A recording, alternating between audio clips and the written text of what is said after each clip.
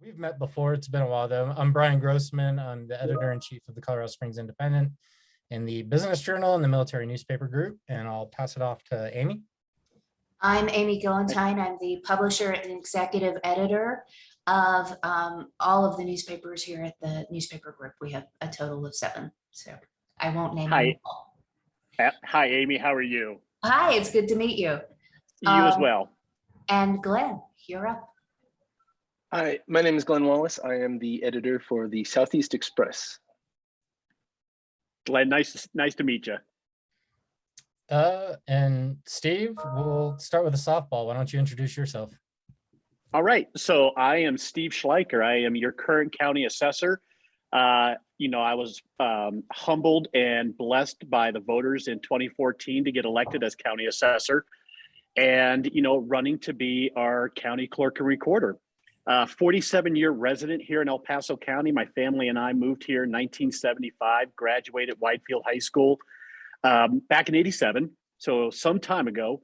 And the day I graduated, I went off to the Marines, spent 11 years in the Marines, and said, it's time to get out. And got out and went and got an undergraduate degree, 2 master's degrees, and started working in the assessor's office and been there for 23 years. Talk about something that you've done as assessor, or a few things you've done as assessor that you're particularly proud of. A lot of things that I and my team have done is back in 2017, I received the Downtown Civil Servant Award for revamping the county website, making things more transparent and also easy for our taxpayers. One thing also is just being extremely government efficient and effective. Looking at the fiscal responsibility, one thing that I'm extremely proud of is we are, as you guys know, the largest county and most populous county in the state of Colorado, but I have the smallest staffed metro assessor's office in the state of Colorado. So you can do things with less, but at the same time, as if you treat your staff with respect and kindness and take care of them, it's amazing the things that you can, accomplish. Unfortunately, we've gotten pretty good at damage assessment, which after this interview, I'm heading over to Skylark Mobile Home Park to do it once again. Taking care of the property owners who lost homes in Waldo Canyon, Black Forest, the landslides in Skyway, dealing with all the property owners of the floods in Manitou. And now yesterday, unfortunately, we lost some homes over in the Skylark Mobile Home Park. So I'm going to be heading over there and meeting with those property owners. But one thing that I have done is always had the citizen and the taxpayer at the forefront of here in El Paso County. There's a lot of legislation that I have worked on and have passed. One of which, as you guys probably know, I've been a strong proponent of the Senior Homestead and Disabled Veteran Exemption Program. There's changes that still need to be done to it, and I will continue to work on that. But one of the biggest things I'm proud of is I found out some time ago about 65% of our sexually abused victims were homeless. And, because they did not want to buy or sell property or sign a lease because they would become part of public record and their abuser would locate them. So what we ended up doing is running legislation and started the address confidentiality program, where now our sexual abuse and also domestic violence victims can now buy and sell real property without even being found on the internet or in the public record. So right now, today, we have about 60 individuals in this program here locally. That is nothing to brag about, because these are 60 individuals that have gone through some trauma. But that is one thing that I feel I was very proud of. Okay. What do you think the clerk and recorder's office does well, and what are some things that you would like to address that you think you could improve? That is a really good question. I think our current clerk recorder's office is doing a fantastic job, with citizen outreach, transparency. They are going to be some shoes to fill, but I understand I need to buy my own. And, I understand today a lot of the communication is circled around elections. However, there are many other aspects of the clerk and recorder's office that impact all of us individually, like Department of Motor Vehicles, recording department. One thing that I would like to do is, if I could, is just go around the clock real quick, is in motor vehicles, I want to include the ability to issue passports and emergency passports in the clerk and recorder's office. And this has been done, and I think El Paso County should do the same for convenience for our citizens. The other thing I want to show up is there is a lot of confusion when it comes to mobile home property owners, because they have to visit 3 different elected offices to purge a title, to get a moving permit, just a number of different things. And I think we could job share that, where these folks come on in and sit down and can talk to one person. Recording, what I bring to the table on this is, as your county assessor, I am very, very sincere in regards to property ownership. And sadly, I'm starting to see an uptick in fraudulent deeds being filed here in the county. And I'm currently working on a case right now. And we worked on a case not too long ago where this gentleman got 15 years in prison. But the thing is, where it needs to start is to end really is in our recording department. What I plan on doing is working with county IT and also using current assessors data, which I have. And we're going to build a property lock program. So it's pretty similar to a life lock for every property owner in El Paso County at no charge. So if there's any kind of liens, any kind of deed, anything filed on their properties, they will be texted, emailed, called, get a letter, whatever they opt into. That way we can stop that at the onset. Hi, Helen. Hi, sorry I was late. I had an incident. It's good to see you. No, good to see you too. But what I like to do is just basically protect our property rights, and once the word gets out that El Paso County is the only county in the state of Colorado that's doing this, I think it will have a huge impact of preventing any kind of future fraud of folks filing any kind of quick claim deeds, mechanics liens, or anything like that. The other thing is, I don't know if and my opponents don't know this, and many don't know, is your clerk and recorder's office is also the second level of property appeals. It's called the County Board of Equalization. And if elected, is El Paso County would only have the only licensed appraiser to ensure fair and equitable valuations and getting really good referees to serve in that role at the second level of appeals. Okay. There's more than one race this year where county officials are seeking a different county position, yours included. Do you see an issue with what some people might call career politicians? I do not at all. To me, I have been your assessor for 7.5 years. And I wish I could find a career where you're 7.5 years, you can call that a career. And I will tell you is I don't buy into that. There's a lot of labels going out there, establishment, things like that. I don't know what those terms are. But I feel right now at this time in El Paso County, it's going to take a very unique candidate, a very unique individual to be our next clerk and recorder that has the experience, the leadership, and the knowledge and the commitment. I never thought the clerk and recorder's office would be so controversial, more controversial than our sheriff's office. And it's going to take a very unique individual to get out there and educate the public in all aspects of the clerk and recorder's office. And that's exactly what I have done as assessor regarding how do we assess your property, been out there talking to people about damage assessment, talking to people about short-term rental Airbnbs, how that would impact El Paso County. Just a number of things, but I think engaging with the public, engaging with you guys in the media, we have brought the assessor's office to another level, and I plan on doing the same as the next clerk. Colorado in general is considered by many election officials as one of the most secure states in the nation when it comes to voting. Your opponent, Peter Lupia, says on his website, and I'll quote it, "Our election processes, procedures, and systems are in a state of dysfunction and disrepair." Who's right? I do not agree. One thing I will share with you, I understand citizens' concerns. That's why we need to educate.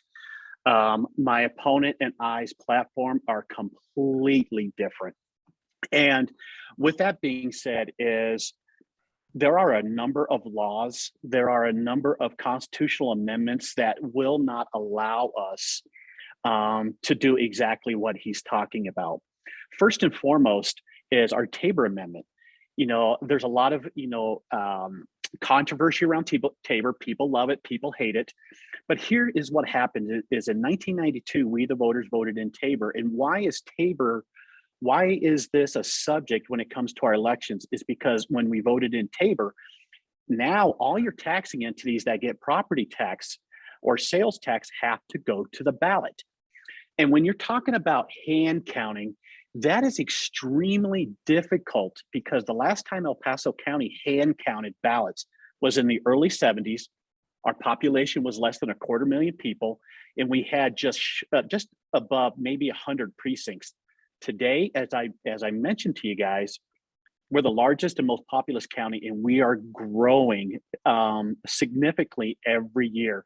As I'm picking up new construction, you guys are also picking up, the cranes, what's going up at Northgate, Interquest. But today we have 328 precincts, nowhere near what it was in the 70s. What makes El Paso County unique, that's going to be a challenge to hand counting as well, is we are the only metro county in the state that has 17 school districts, 22 fire districts, 13 cities and towns, and over 259 taxing entities that levy property tax. Most of your metro counties have one school district, one fire district, like City and County of Denver, Douglas County, they have one school district. So it makes it very unique. Why do I share this with you? We all vote on different things. So some of us live in D49, some of us live in D11, some of us live in D38. But those individuals per Tabor can go to the ballot any time to request a mill levy override, a bond measure, things like that. So when somebody says it's easy to hand count, is if you could see, it would be extremely difficult when you're talking about all the different taxing entities and very confusing. The other thing is the fever. Basically today is much different than what it was in the 70s when it comes to politics. Many schools today will not open their schools to allow voting, in-person voting, or to do, ballot tabulation and things like that because of safety concerns. Because of the difference is you're going to have difference of parties and things like that. And churches won't do it because one thing is churches will not allow voters to vote on Sundays. And the other thing is there are voters who feel intimidated by going to a church, and you need to be fair and equal to everyone. As clerk and recorder, you serve everybody. And one of the biggest compliments that I have received as assessor, no one in the 8 years has asked me my party affiliation. What's your party affiliation? I was cheating. That wasn't on my list. No, not at all. In fact, I think Helen could probably tell you because, we've done a couple workouts years ago. So. Yeah. Okay. So what's a mistake you've made in the past and what did you do to rectify it? The mistake that I have done in the past is not, and it was just recent, is not be proactive, which I'm a very proactive person, but not be proactive when it comes to the value adjustments from the COVID shutdowns. And we're talking about folks that completely had to shut everything down, like our gyms, our theaters, things like that, and just trying to wait on the data to come in. And so I could have done this probably about a year and a half ago, but I'm actually doing it today, being an abatement. But I wish I would have been a little bit more proactive on that because it created a little bit of undue stress on some of our property owners when they got the tax bill. But again, you have to utilize data to be able to support that. But if I could go back, I think I would have made a decision some time ago.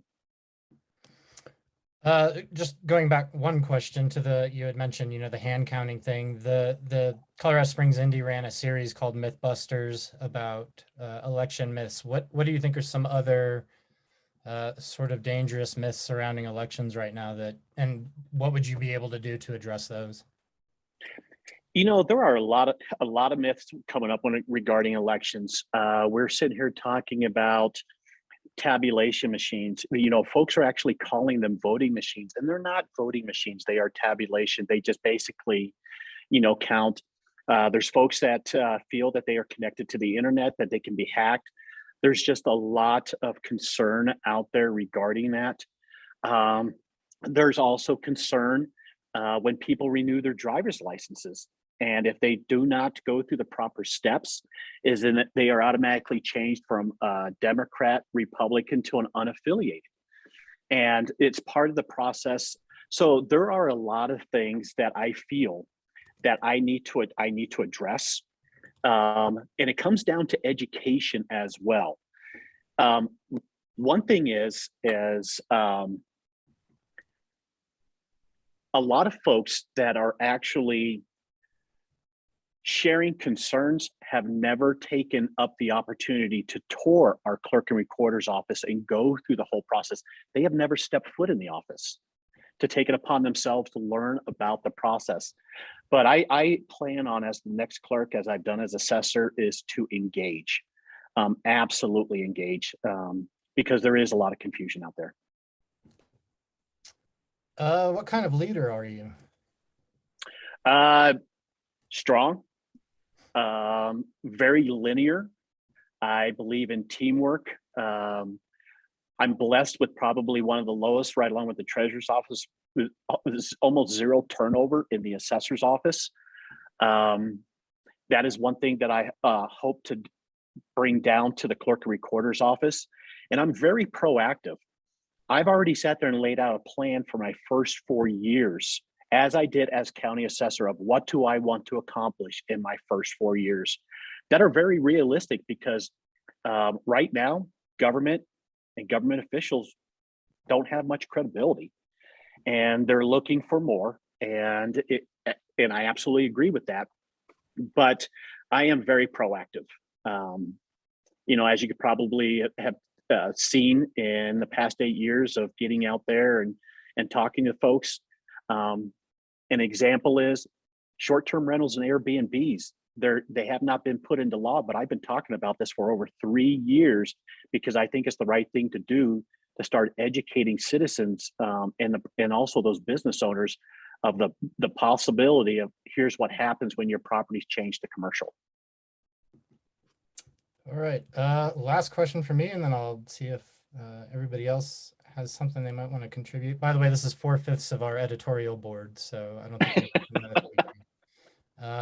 who won the 2020 presidential election? So Joe Biden, of course, won the 2020 general election. I do understand the concern, and this is where things get a little heated, where folks are like, the election was stolen. I can understand the concern in regards to talking about national concerns, but here in El Paso County, because I remind folks, I am running to be the El Paso County clerk and recorder. And I am focused on El Paso County, and also working with all 64 counties here in the state of Colorado. As far as impact of what happened in Arizona, Pennsylvania, things like that, I'm here in El Paso County and promising the voters that their vote matters. I feel everybody should get out, because that is one of our biggest rights as a citizen. And I bring no political bias to this office, as I've done as assessor. All right. Let's go around the room. Amy, did you have anything for Steve? Yes, you've just hit on something that is a little controversial. How would you restore trust in the office, given that there is this untruth, let's call it, that the election was stolen? Amy, that is a really good question. And I think we need to also take advantage, because as I mentioned a couple minutes ago, just the credibility is, for most of government today, is non-existent. Is we need to take advantage of the assets we have here locally. And we got one of the best cybersecurity teams headquarters here in El Paso County. And what I would like to do is coordinate with the Secretary of State to allow them to sit there and say, hey, we've looked at this equipment. We have taken a look at the tabulation machines, the envelope machines, anything, the desktop machines, and have a third party, non-governmental, just come on in and we put that out there just to set people at ease going, we have our own national cybersecurity team, has verified they're not hooked up to the internet. There is no malware, just a number of things. But I think we need to think outside the box and utilize the great assets we have here locally, if approved by the Secretary of State, because, those strings were pulled a little bit tight for all clerk and recorders a couple days ago with the passing of 153. So that is something that I plan on doing, because as assessor, we have the same sort of individual. Her name's Joanne Groff. She is the director of the Division of Property Taxation. So I'm very used to working with individuals such as Jenna Griswold. And you mentioned the National Cybersecurity Center. Before 2020, they had done some sort of trial voting via your phone or via the internet in Denver. Would you support continuing those efforts to make it easier for people to vote where they are? I would. And to me, reaching out, allowing opportunities, because what concerns me is there is a my opponent, I should say, that platform would completely, I feel, disenfranchise many of our citizens here in El Paso County. And that would be our senior citizens. And it would also be many of our individuals that are disabled. And I have fought for our seniors, and I have fought for, our disabled veterans.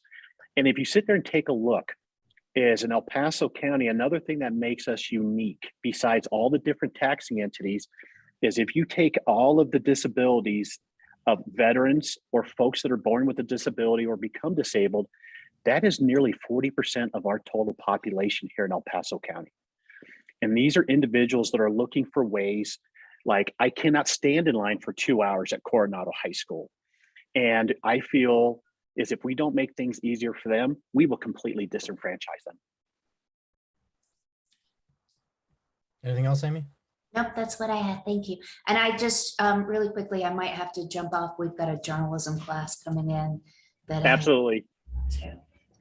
Glenn, any questions for Steve?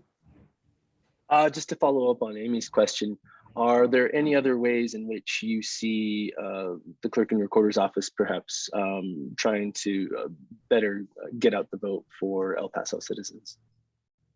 That is a really good question. And yes, I think the clerk and recorder's office can absolutely do several things. And I'm going to share one with you that is completely out of the box. And I'm going to share one with you as far as education is today on both sides, Democrat or Republican, many people have no idea what the caucus system is about.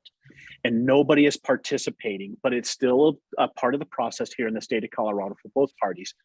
I feel no political bias is to start using the media, start using the office to educate people. Here's what it's about.